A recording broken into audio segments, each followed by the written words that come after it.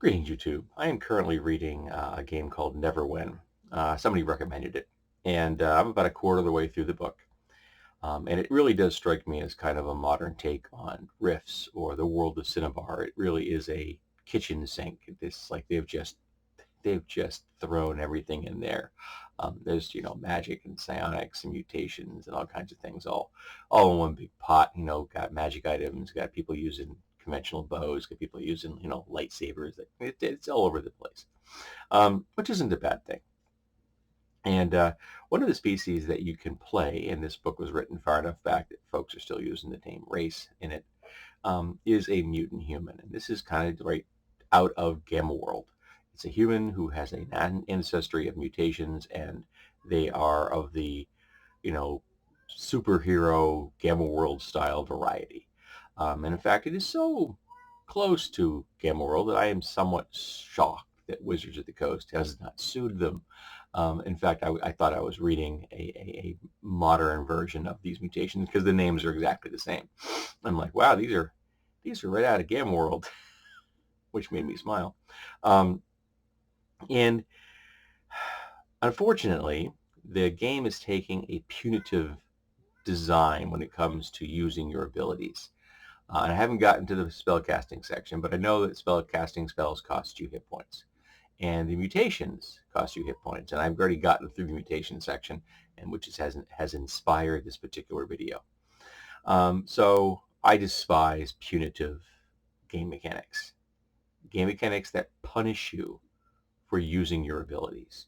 I have always likened it to, why is it okay to have someone with an active ability suffer hit point damage just to use their active ability? It's the reason they decided to play that class or that ancestry or what have you. It's like, would you make a fighter lose hit points every time they swung their sword? No, you wouldn't, because that would be absurd. Oh, I think punitive game mechanics when it comes to using active powers like spells or mutations to be equally absurd. So I'll get to how I think we could get around that in a minute if you don't want to use mana points, because I think mana points are the solution to that problem. You just give people mana points. Just look at Dreamscarred Press's take on Psionics for the Pathfinder First Edition game. Best spell point system ever invented. Go read it. It is just a masterwork in how to use spell points well. Not to mention building classes around psionics, which are really interesting and flavorful. Um, Now, the problem I'm having with the way they handle mutations isn't just that the active abilities, for like, laser beams and mind control, shape shifting, all of these active abilities are harming the character. And they do use the hit point, wound point model, but still, hit points are your life. When you let out of hit points, all you have left are wound points, and now you're actually like, you know, sucking out the life force of your body to feel your abilities. Again, don't like punitive game mechanics. Now, the part that really got me under my skin is that some, not all, but some of the passive abilities cost you hit points, which means if you acquire a mutation that has a punitive mechanic, you permanently reduce your hit points by a specific amount. You're never getting those hit points back. Okay, now this isn't just laser beams and somebody, you take a nap and you wake up and your laser beam fuel is back. No, no, no. These are gone. You end up with less hit points because you have acquired a mutation. So do I think this is one of the most absurd mechanics I have ever encountered? Um, when you play a mutant human, you can have between 2 and 5 mutations out of the gate.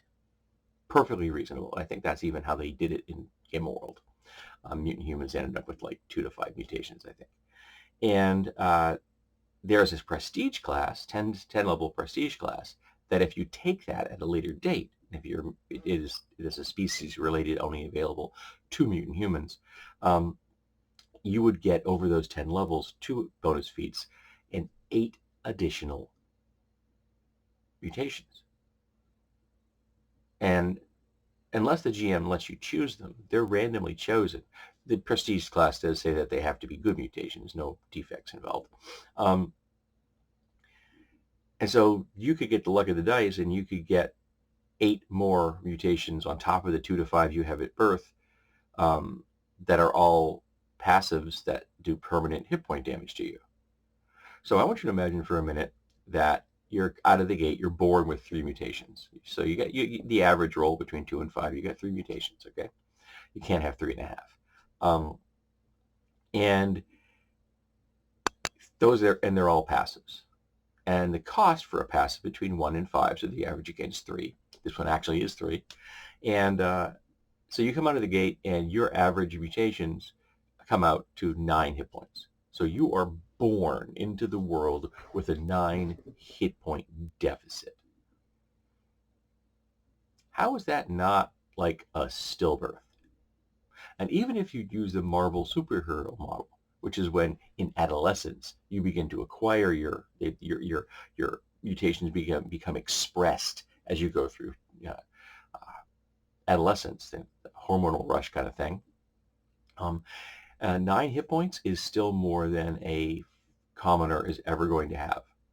A first level commoner, who is the bulk of humanity or your population, isn't going to have 9 hit points.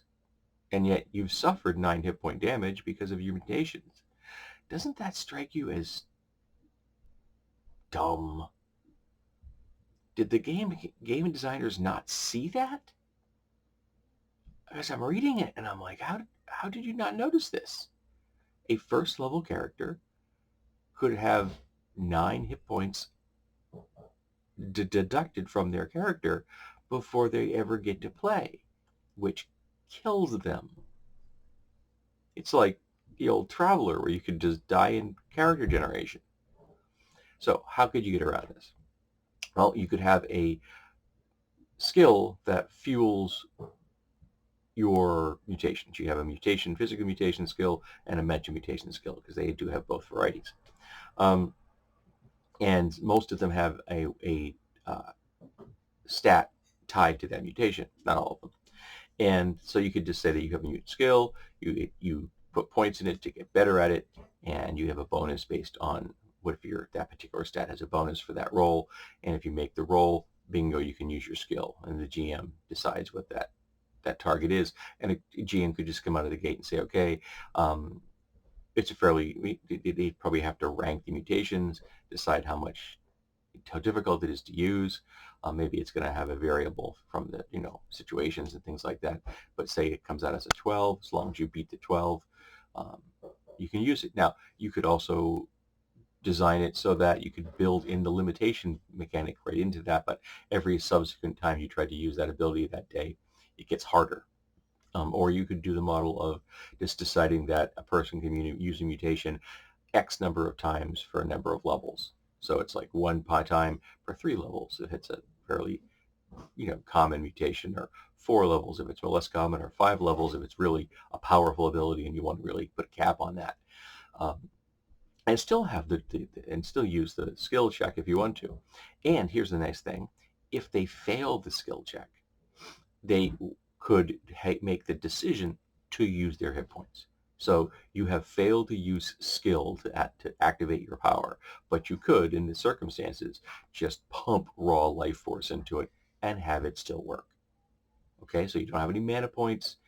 You're giving a person the ability to use their powers on a regular basis, for the most part. And when they fail with their skill, they would then fuel it with their life force. And that still is a better model because it's putting the control of that into the hands of the player. You are giving the player agency, as opposed to just saying flat out, if you want to use this power, I am going to punish you. You are going to reduce your life force, which makes you, at best, a glass cannon, and at worst, dead, because your passive mutations have sucked your life force out and killed you. So yeah, I'm reading this and I'm just baffled. I I don't get how anybody didn't catch that in a read through, or I'm assuming this was somebody's house rule. Did this just not get seen? Yeah, just mystifying. But yeah, don't use punitive spell mechanics or mutation mechanics or psionic mechanics or anything. I despise that. Why punish people for using the abilities that they have gone out of their way to acquire because they think they're cool? So passive abilities, just give it to them for free. There's already a cost built into that. All right, so say they've got scales. Okay, now they get scales. They're a human with scales. That stands out. They got horns. Awesome. They're a human with horns. That stands out. You don't need to make that person lose hit points because they got scales or because they got horns. And yes, if you acquire horns, it does permanent damage to you forever. Maybe they're boring into your brain. I don't know. Um, so has anyone used this system? Because other than having it recommended on some board somewhere that there was had some interesting stuff to it, I had never heard of it. So I'm reading it now, and it's got stuff in it that I think is pretty cool, but it's got punitive structures which I think are very much not cool. So let's talk about mutations and neverwhen and punitive structures for magic and mutations and stuff like that, because this one just baffles me.